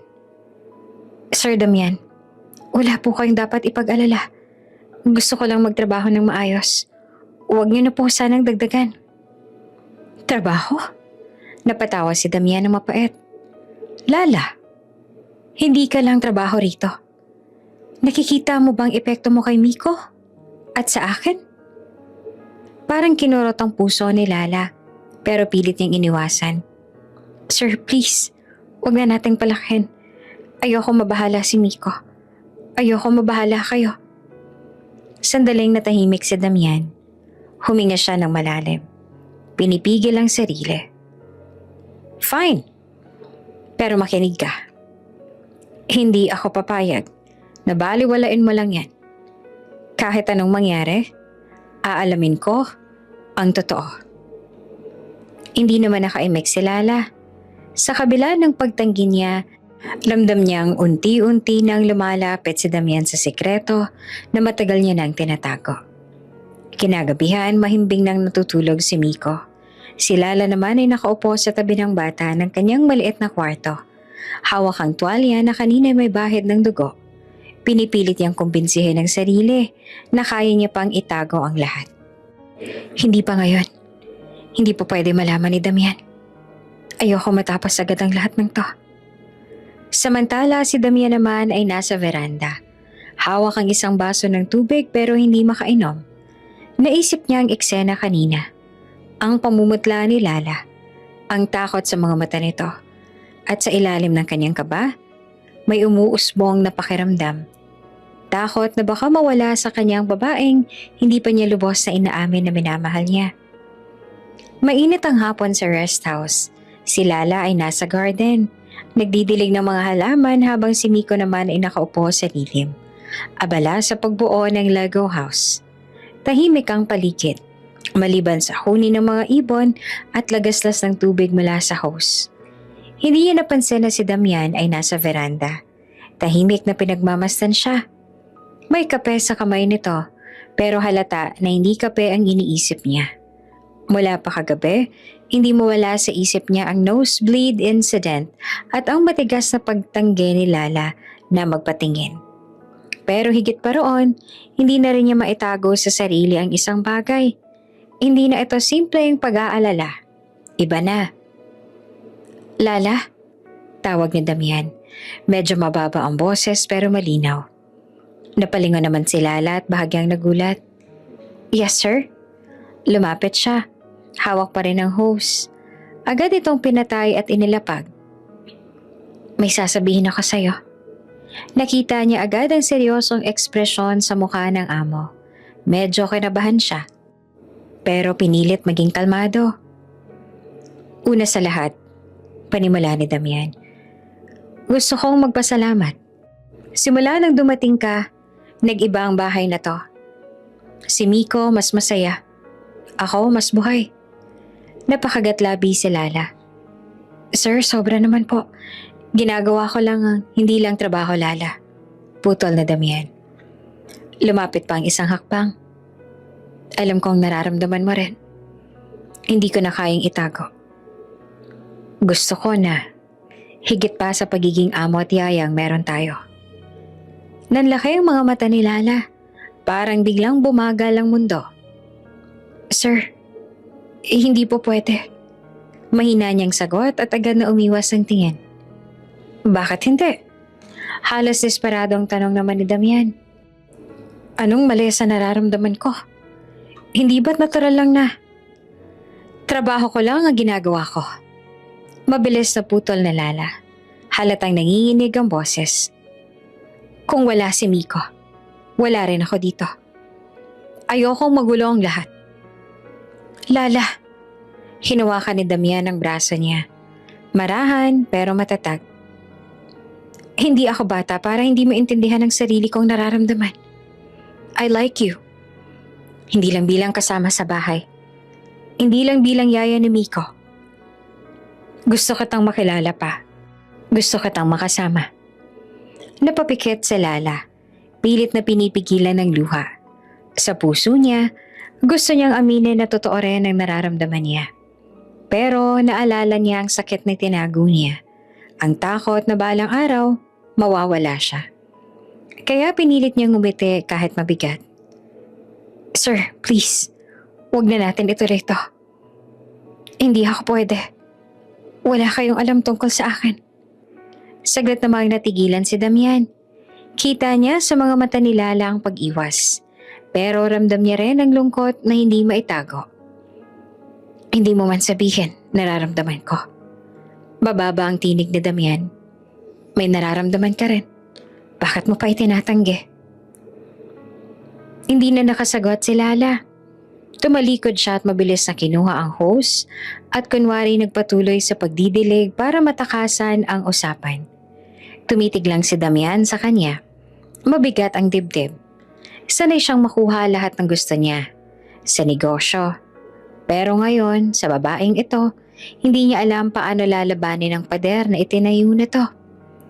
Kinagabihan, mag-isa si Lala sa kwarto niya. Tahimik siyang nakahiga, pero hindi makatulog. Paulit-ulit na bumabalik sa isip niya ang mga salita ni Damian. I like you. Gusto kitang makasama. Pinisil niya ang dibdib niya. Pakiramdam niya ay bibigay ang puso niya sa bigat. Bakit ngayon pa? Bakit kailangang maramdaman ko to? Kung alam ko namang hindi magtatagal. Bulong niya sa sarili. Sa kabilang silid naman, si Damian ay nakatulala sa baso ng alak na hindi rin niya ininom. Hindi niya alam kung paanong haharapin si Lala bukas. Pero isa lang ang sigurado, hindi siya titigil. Mainit ang sikat ng araw nang bumalik si Vanessa sa mansyon. Naka-heels na mataas, naka-designer dress, at nakangiti na parang walang nangyari. Dalawang katulong ang halos mapatigil sa paglalakad nang makita siya. Good morning. Bati niya na may bahid ng kumpiyansa. I'm here to see Damian. Ilang minuto lang bumaba si Damian mula sa hagdan. Nagulat siya, pero pinilit ang sarili na manatiling composed. Vanessa, bakit ka nandito? Wala namang masama kung bisitahin ko ang dati kong fiancé. Diba? Malambing ang tono, pero bakas ang tuso sa mga mata.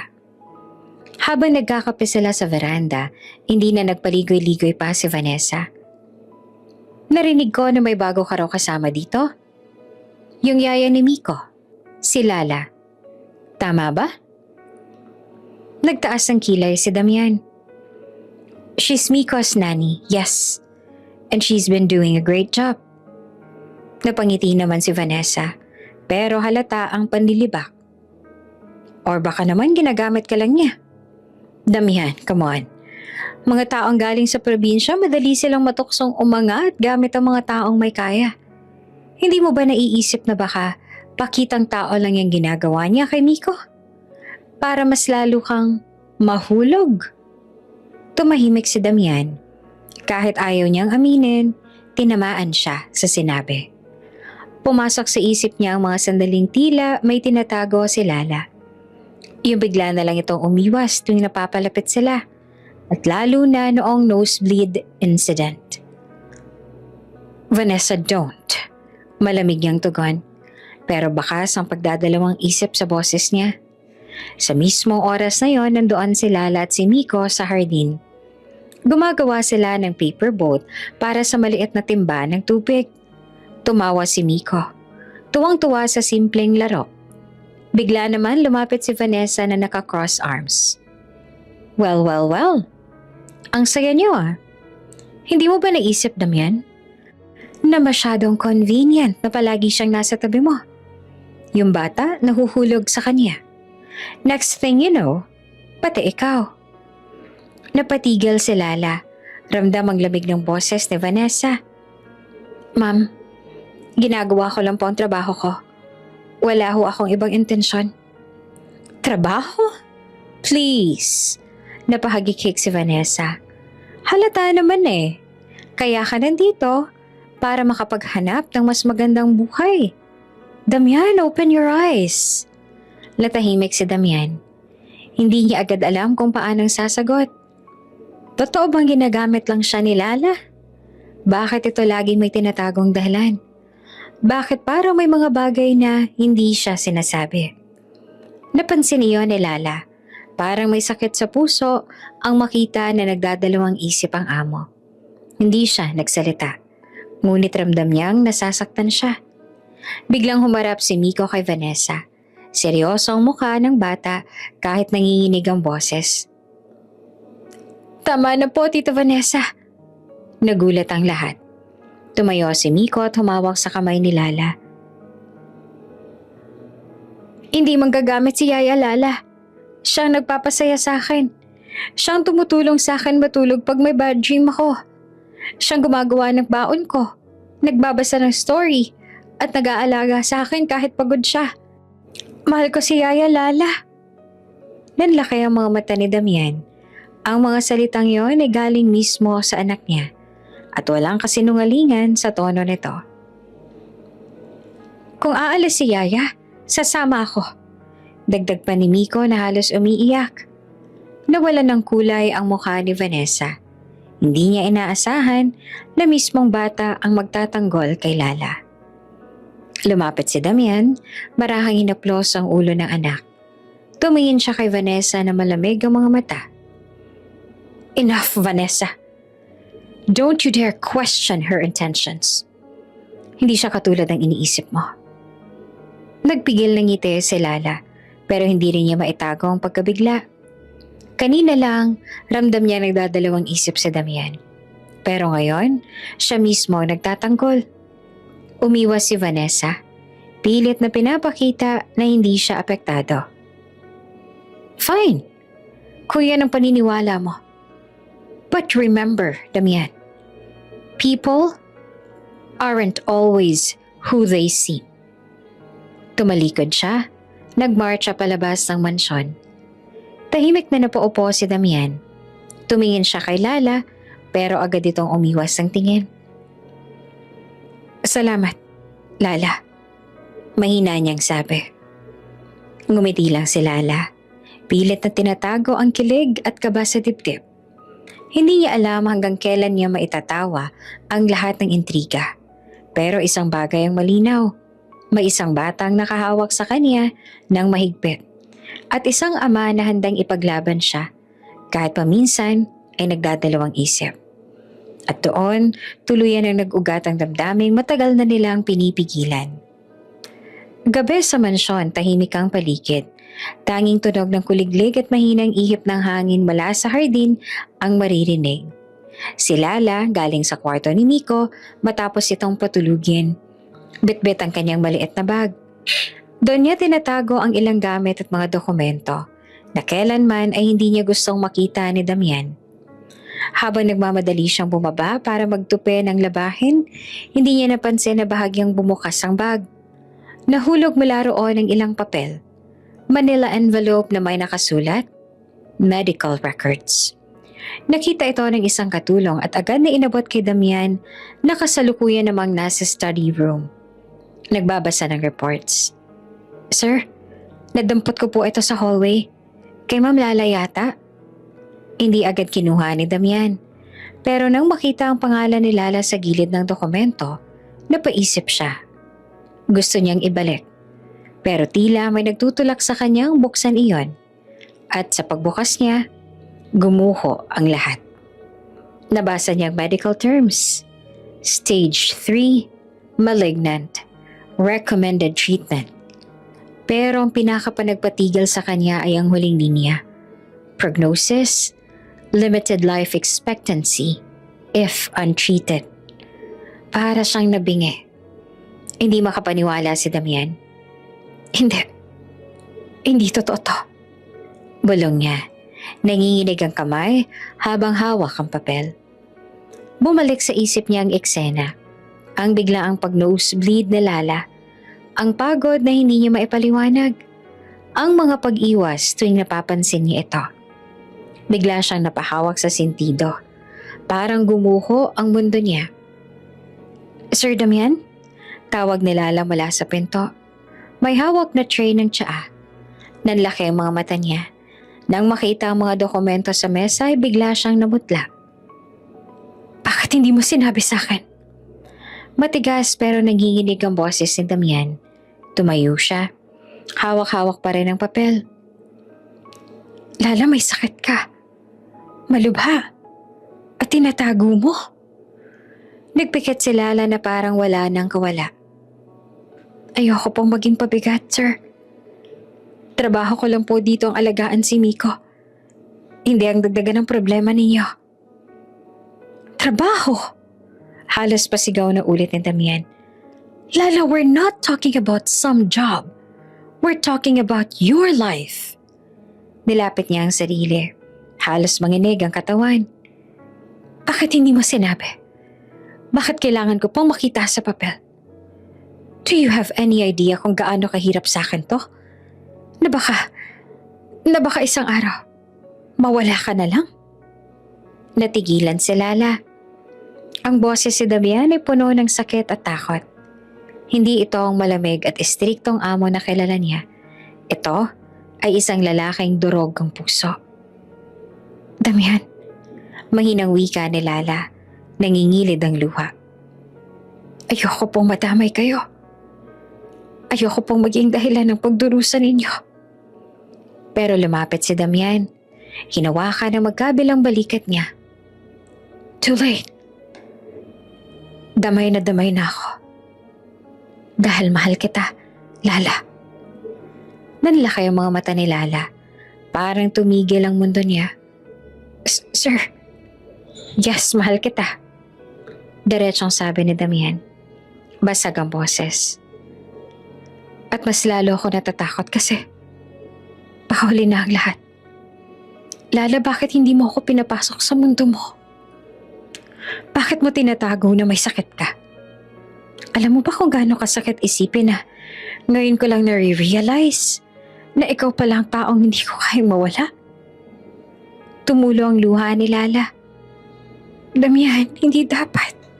Hindi pwede. Hindi ako magtatagal. At ayokong ikaw at si Miko ang masaktan sa huli. Pero lalo lang humigpit ang pagkakahawak ni Damian. Then let me be hurt. Let me be the one to carry this with you. Don't push me away, Lala. Please. Hindi na nakasagot sa Lala. Umiiyak lang siya habang nakatingin kay Damian na ngayon ay tila gumuho ang lahat ng pader sa puso. Sa unang pagkakataon, si Damian Villarica, ang istriktong, matatag at palaging kontrolado, ay nakitang basag, marupok at desperado. At sa gitna ng katahimikan, tanging pintig ng puso nila ang naririnig.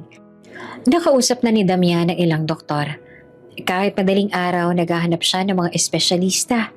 Tumawag sa mga kilalang ospital sa ibang bansa. At kahit mga foundation ay kinontak niya. Hindi siya mapakali.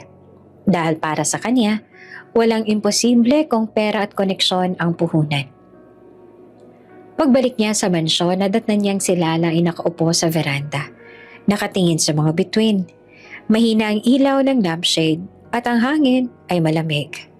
Nakabalot siya ng kumot, parang isang batang humahanap ng yakap. Lala, tawag ni Damian. May halong pagod at desperasyon ng boses. Nakausap ko ng mga doktor. May pag-asa. Kailangan lang natin na magsimula agad. Napalingon si Lala. Ngumiti, pero pakasang lungkot. Damian, wag na. Wag na? Halos sumabog ang boses ni Damian. Lala, pinag-uusapan natin ang buhay mo. Hindi ko hahayaang sumuko ka. Umiling si Lala. Tinakpan ang kamay niya ng palad. Damian, hindi ako sumusuko. Pero natanggap ko na. Sapat na sa akin na naramdaman kong maging bahagi ng isang pamilya. Sapat na minahal ako ni Miko. At naramdaman kong hindi ako nag-iisa. Halos mabingi naman si Damian sa sinabi niya. Pamilya. Lala, hindi lamang pamilya ang gusto kong ibigay sa'yo. Buhay. Pag-asa. Kasama. Ayoko matapos to ng ganito. Huminga ng malalim si Lala, tsaka dahan-dahang nagsalita. Damian, may dapat kang malaman. Hindi ako tulad ng iniisip mo. Hindi ako simpleng babae na nag-apply lang ng trabaho para kumita. Napakunot ang noo ni Damian. Anong ibig mo sabihin? Lumuhod si Lala sa harap niya. Hawak ang kanyang kamay. Damian, mayaman ako. Malaki ang pamilya ko. May negosyo, may lupa, may pera. Kaya ko namang ipaggamot ang sarili ko kung gugustuhin ko. Pero hindi iyan ang dahilan kung bakit ako nandito. Nanlaki ang mata ni Damian. Lala, bakit? Dahil lumuluha na si Lala. Nanginginig ang tinig. Gusto kong maranasan kung paano mag-alaga ng bata. Gusto kong maramdaman kung paano maging ina kahit hindi ko sariling anak. Dahil alam kong hindi na mangyayari yun sa akin. Kaya ako nag-apply bilang yaya. Hindi para magtrabaho kundi para magparamdam ng pagmamahal. Para maranasan ko rin kung paano magmahal ng walang kapalit. Napaupo si Damian, tila nawala ng lakas. Hindi niya alam kung matutuwa ba siya sa katapatan o masisira sa bigat ng dahilan ni Lala. Lala, bulong niya na puno ng sakit. Bakit ka ganyan magsalita? Sinong nagsabi na hindi mo pwedeng maging ina? Sino nagsabi na wala ka ng pag-asa? Hinawakan ni Damian ang pisngi ni Lala. Pinunasan ang luha niya. Listen to me. I don't care kung ilang buwan o taon na lang ang natitira. Ang importante, gagawin ko ang lahat para makasama ka. Dahil mahal kita. Dahil kailangan ka namin ni Nico. Hindi mo ba naiintindihan? Hindi ka pwedeng mawala. Umiling si Lala, humahagulgol. Damian, masyado kang mabait sa akin. Ayoko makita ka mahirapan. Ayoko makita si Nico na masaktan kung sakali. Ngunit mas mahigpit ang yakap ni Damian. Mas masasaktan kami kung aalis ka nang hindi man lang lumalaban. Please, Lala. For once, piliin mo naman ang sarili mo. Pumayag ka. Matagal silang nanahimik. Si Lala ay nakasubsob sa dibdib ni Damian at si Damian naman ay paulit-ulit na hinahaplos ang buhok niya. Parang natatakot na kapag binitawan ay tuluyan na itong mawawala. Sa huli, mahina pero malinaw ang sagot ni Lala. Damian, hindi ko alam kung hanggang saan kang kaya ko. Pero salamat. Salamat dahil pinipilit mo akong lumaban. Salamat kasi kahit sandali, pinaniwala mo kung may karapatan pa rin akong mahalin. At doon ay mas lalo pang nagpasya si Damian sa puso niya. Hindi siya titigil. Hindi siya papayag na ang babaeng minahal niya ay mawawala na lang. Kung pera, oras o buhay man ang puhunan, handa siya. Umaga sa mansyon, ang sikat ng araw ay pumapasok sa malalaking bintana ng kwarto ni Nico. Nasa gilid ng kama si Lala, hawak ang isang maliit na laruan na iniabot ng bata kagabi. Habang tinititigan niya ito, hindi niya napigilan ang pagbuntong hininga. Alam niyang darating ang araw na kailangan niyang paalam. Pero hindi niya inakalang magiging ganito kasakit ang simpleng pag-iisip lang na iniwan si Nico. Biglang bumukas ang pinto. Si Nico nakapajama pa at nakapupungay ang mga mata. Agad na tumakbo papunta sa kanya. Yaya, bulong ng bata, nanginginig ang boses. Yumakap ito ng mahigpit sa bewang niya. Para bang natatakot na mawala siya anumang oras. Nico, bakit gising ka pa ng ganitong kaaga? Malambing na tanong ni Lala. Pilit nang umiti. Ngunit hindi na sumagot ang bata. Sa halip, tumulo ang luha nito at lalo siyang niyakap. Please, Yaya, huwag mo kaming iiwan. Parang tinusok naman ang puso ni Lala. Ano ba itong sinasabi mo? Pinilit niyang gawing magaan ang tono, pero basag na ang boses niya. Tumingala si Nico. Nangingilid ang mga luha. Narinig ko si Daddy kagabi. Sinabi niya na may sakit ka daw. Sabi niya, baka mawala ka, Yaya. Ayoko mawala ka. Humagulgol si Nico. Halos hindi siya makahinga sa iyak. Magpagamot ka na, please.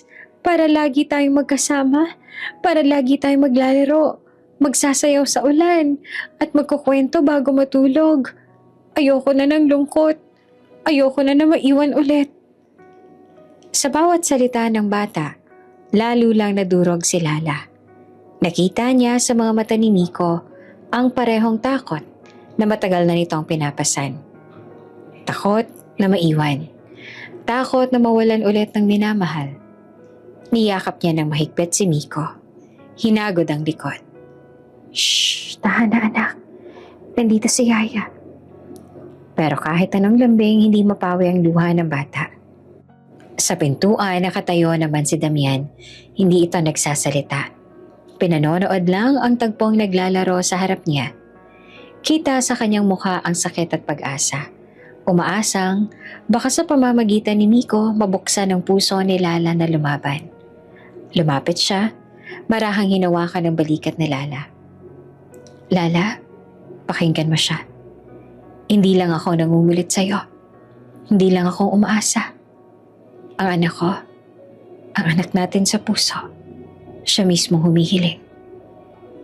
Hindi na napigilan ni Lala ang pag-iyak. Sa gitna ng dalawang lalaki na mahalaga sa buhay niya, isang bata na nagbigay ng dahilan para magmahal at isang lalaki na nagparamdam sa kanya ng tunay na halaga. Naunawaan niyang hindi niya nakayang tumalikod. Humarap siya kay Miko. Pinunasan ng luha nito. Okay, Miko. Gagawin ni Yaya. Susubukan ko magpagamot. Para sa'yo. Para sa inyo ng dati mo. Nagliwanag naman ang mukha ng bata. Kahit namumugto ang mga mata. Talaga, Yaya? Promise? Tumango si Lala. Pinisil ang kamay nito. Promise. Lalaban ako. Basta nandyan kayo. Agad na yumakap si Miko. Halos hindi na bumitaw. Yay! Thank you, Yaya. Hindi mo alam kung gaano ako kasaya. Si Damian ay hindi na rin napigilan ng emosyon. Niyakap niya silang dalawa. Mahigpit. Na para bang kinukulong sa isang pamilyang ayaw niya nang mabasag. Salamat, Lala. Bulong ni Damian sa tenga niya. Hindi mo lang niligtas si Miko. Niligtas mo rin ako. At sa sandaling iyon, kahit hindi pa tiyak ang bukas, nagkaroon sila ng pag-asa. Isang pag-asang ibinigay ng pagmamahal ng isang bata at ng tapang ng isang babae. Tahimik ang hallway ng ospital. Tanging tunog lang ng makina at mahihinang yabag ang maririnig. Nasa isang silid sa Lala, nakahiga sa kama habang may nakakabit na dextro sa kanyang kamay. Payat at maputla pa rin siya pero may kakaibang liwanag sa mga mata. Liwanag na hindi nawala simula ng mga kusang lalaban. Sa gilid ng kama, nakaupo si Miko. Hawak-hawak ang maliit na notebook. Yaya, ginawa ko to para sa'yo. Masiglang sabi ng bata. Binuksan niya ang notebook at pinakita ang mga ginuhit niyang larawan. Si Lala, siya at si Damian na magkayakap. Ngumiti naman si Lala kahit hirap. Ang ganda naman ito, Miko. Para akong superhero dito ah. Kasi totoo naman, Yaya. Sagot ng bata. Puno ng kumpiyansa. Ikaw ang hero ko kaya dapat lumakas ka pa. Pumasok si Damian. May dala namang maliit na supot ng pagkain. May tinola ako dito. Gawa ng chef. Pero sabi niya bawal daw muna sa iyong matatabang pagkain. Kaya eto, pinagduturing kita ng lugaw. Napatawa si Lala. Ikaw mismo ang nagluto? Of course. Sagot naman ni Damian na proud pa. Para sigurado akong healthy ka. Tumingin siya kay Miko. O anak, tulungan mo akong pakainin si Yaya. Magkasamang nag-abot ng kutsara ang mag-ama. Habang pinapanood ni Lala ang kanilang effort, napuno ang puso niya ng init. Isang simpleng bagay pero ramdam niya ang tunay na malasakit at pagmamahal. Dumating ang mga araw ng treatment. May mga pagkakataong sumuko na halos si Lala dahil sa sakit at pagod. Minsan umiiyak siya ng tahimik kapag wala ang dalawa. Pero hindi nagtagal, natutunan niyang hindi niya kailangang itago ang lahat. Isang gabi, matapos ang chemo session, umupo si Damian sa tabi ng kama niya. Hawak ang kamay niya ng mahigpit. Kung gusto mong umiyak, Lala, andito lang ako. Hindi mo kailangang maging matapang mag-isa. Hindi na siya nakapagpigil. Bumagsak ang mga luha niya. Damian, ang hirap pala. Pero alam kong hindi ko kaya kung wala kayo ni Miko. Niyakap siya ni Damian. Hindi ka namin iiwan. Hinding-hindi. At doon, unti-unti niyang natutunan na ang pagiging malakas ay hindi laging tungkol sa pagtitiis na mag-isa, kundi sa pagtanggap ng tulong mula sa mga nagmamahal. Si Miko, palaging may baon na jokes o drawings tuwing dadalaw sa ospital. Gumawa siya ng maliit na calendar of hope, kung saan may nakadrawing na araw at may mga checkmark. Oh, Yaya, tingnan mo. Ilang araw na lang tapos na ang treatment mo.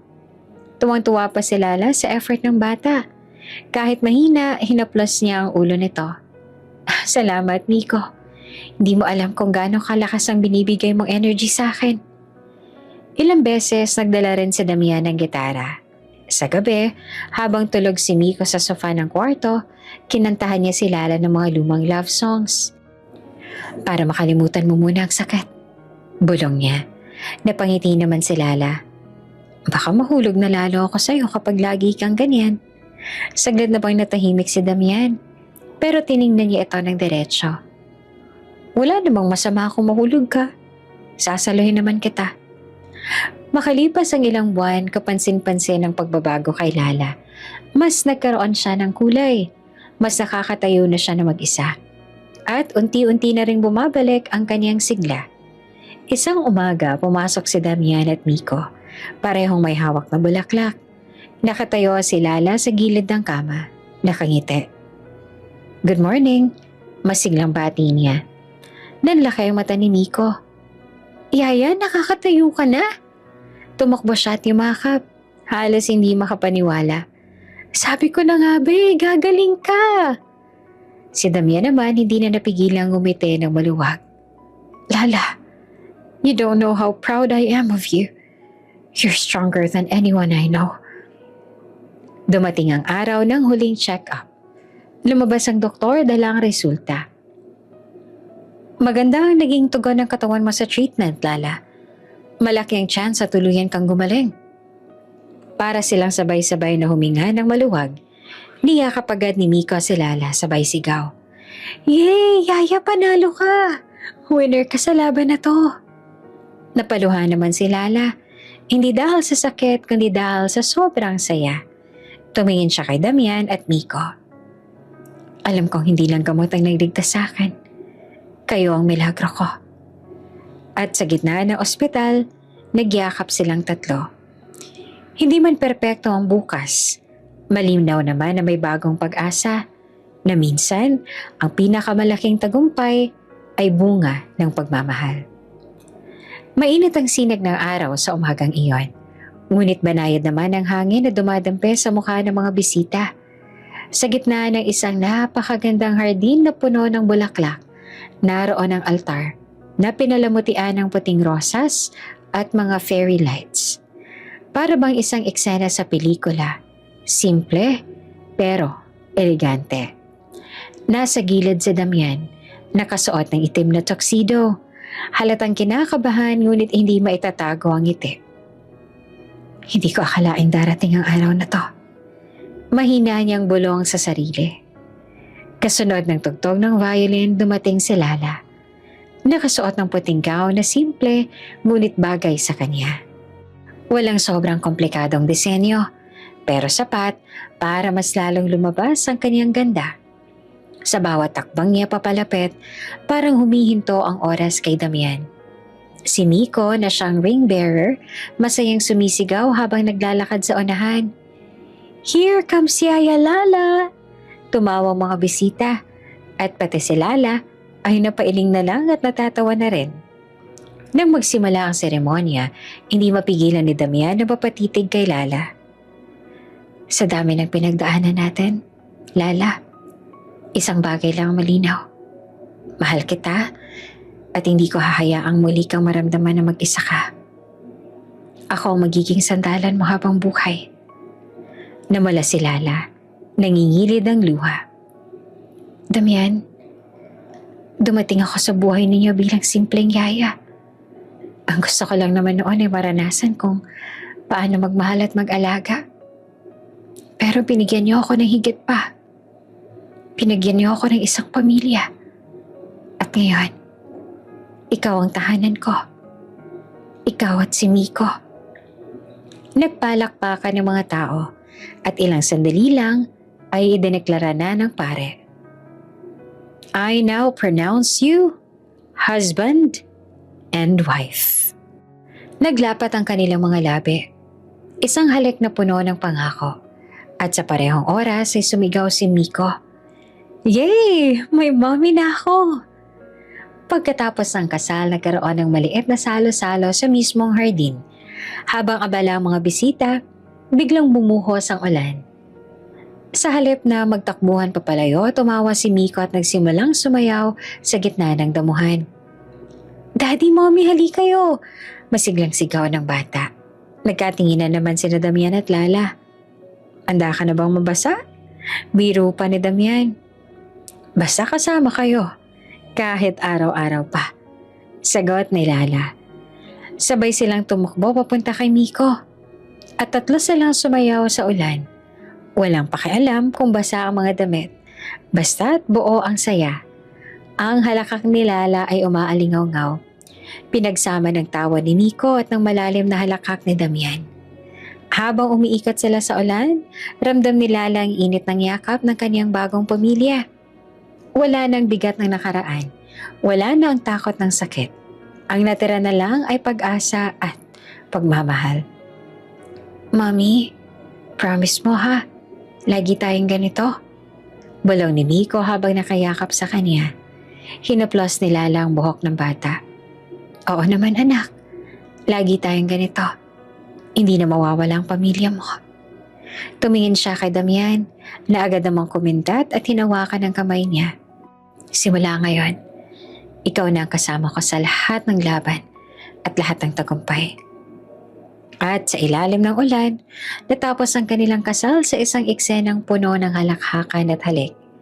Isang paalala na minsan, ang pinakamagandang simula ay nanggagaling sa mga taong hindi mo inaakalang darating sa buhay mo.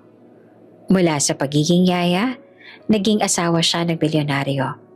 Pero higit sa lahat, natupad ang pangarap niyang hindi kayamanan ng kapalit, kundi ang maging ina ng pusong matagal nang naghahanap ng pamilya. At doon tuluyan na ngang nagsimula ang kanilang kwento bilang isang tunay na pamilya, buo at puno ng pagmamahal. Bago ka pa lang sa channel neto, ibang kwento ni Ate Jane, istorya mo, ikwento ko. Huwag kalimutang pindutin ang notification bell at subscribe button.